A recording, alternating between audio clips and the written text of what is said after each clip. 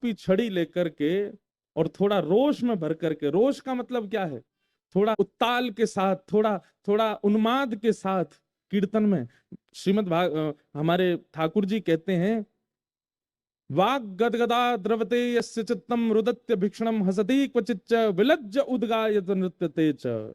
विलज्ज उद्गायत, कैसे कीर्तन करना चाहिए, बोले निर्लज्ज होकर के। व्यक्ति निर्लज्ज होकर के मद्यपान कर लेता है, व्यक्ति निर्लज्ज होकर के मांस खा लेता है, लेकिन कीर्तन करने में उसको बड़ी लज्जा होती है। और ये कैसे करें हम, ये कैसे होगा हमसे। उसको तिलक धारण करने में बड़ी लज्जा होती है, उसको कंठी पहनने में बहुत लज्जा होती है, और उन विषयों को भोगने में बिल्कुल लज्जा नहीं होती। विलज्ज उद्गायत नृत्य तेज, अरे कहीं कृष्ण नाम ध्वनि चल रही हो, जान नहीं है पहचान नहीं है, लेकिन कृष्ण नाम ध्वनि गा रहे हैं, आप झूम उठो, नाचने लग जाओ। ऐसी स्थिति जिनकी बन जाती है, तो फिर मन के जितने साथी हैं जो संसार के विषयों से आते हैं, वो सब घबराते हैं फिर पास आने में। बोले खतरनाक है भाई, इसका इसका रोष, इसका स्वर, इसकी क्रिया सब भयभीत करने वाली है, इससे दूर रहो। लेकिन जब कीर्तन ही ऐसा होता है कि अपने ही कान को नहीं सुनाई दे रहा, हम कथा में प्रारंभ में कीर्तन क्यों कराते हैं, कोई हम कोई आनंद थोड़ी आता है।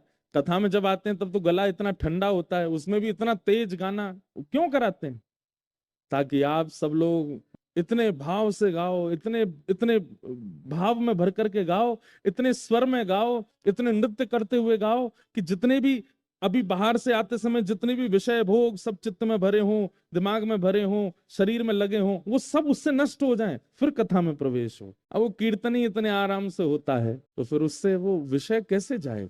कथा से पहले कीर्तन कराना भी ये कोई कॉन्सर्ट थोड़ी है।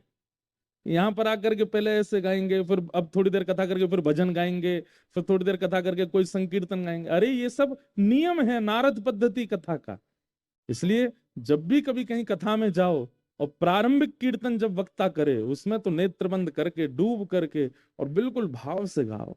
जब तक अब हम कीर्तन गा करके अपनी सब चीजें भूल जाते हैं। आज माँ का फोन आया, उन्होंने क्या घर की बात बताई, आज किसी का फोन आया, उन्होंने क्या बताया। कल आप सोच भी नहीं सकते हम कितने कष्ट में बैठे थे व्यास मंच पर। हमारी एक भाई जो यहाँ लाल जी की सेवा में रहते हैं, उनकी कल माता जी चली गई, वो बेचारे यहाँ से गए वापस, और सब इतने दुखी, इतने परेशान। लेकिन जब कीर्तन प्रारंभ होता है कथा में, तो फिर भूल जाते हैं, विस्मृति होती है, फिर कथा में प्रवेश करना पड़ता है।